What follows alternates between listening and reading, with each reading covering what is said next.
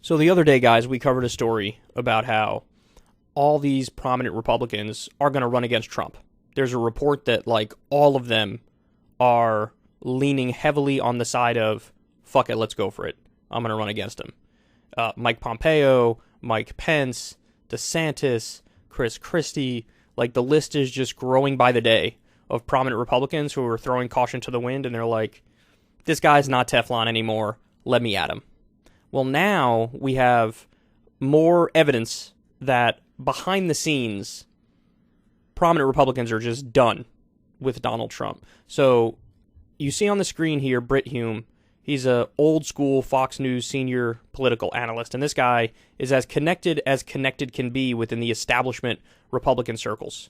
So let's see what he says. For possible prosecution. What strikes me about this, Brett, is that... So they're talking about the January 6th committee hearings. If they succeed, either by damaging him or staining him, such that he is either unable or for legal or political reasons to run again, they might end up finding out that they've done the Republican Party a great service, because I think a great many Republicans think they can't win with Trump at the head of the ticket again. They're afraid of his supporters and don't want to come out against him directly, but they'd like him to go away. If the effect of this committee is to make his possible candidacy go away, I think a great many Republicans would privately be very glad.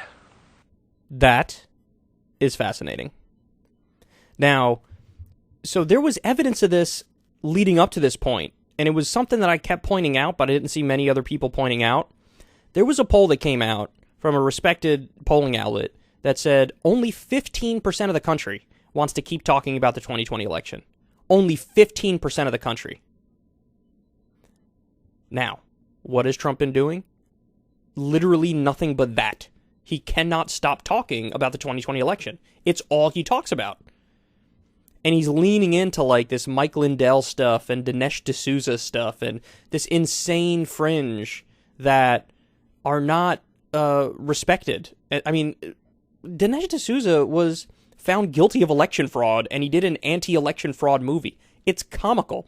Trump is, hanging out with the likes of Rudy Giuliani, who somehow morphed into Jabba the Hutt. Like, these are not serious people by any stretch of the imagination. So what you're learning now is Mitch McConnell and that wing of the party, like all the establishment Republicans, they are looking at Trump going, low-key, axe him, get him out of here. So this means they're secretly supporting the January 6th committee hearings, and they're cheering on the likes of like Liz Cheney and Adam Kinzinger and all the Democrats and what they're doing, because they want Trump to be so stained that he can't run again.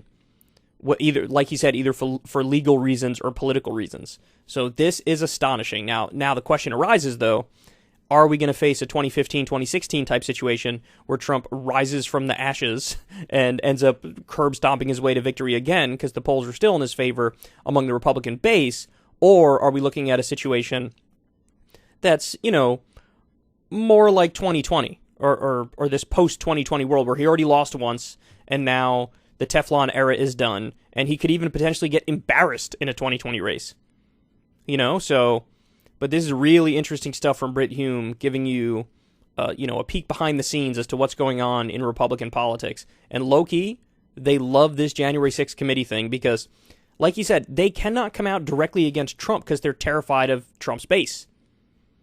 And so they're a bunch of cucks, they're a bunch of bitches. If they had some balls, they would do it, but they're not doing it. They want somebody else to do the dirty work of taking out Trump, and then they want somebody else to rise up. That is really, really interesting.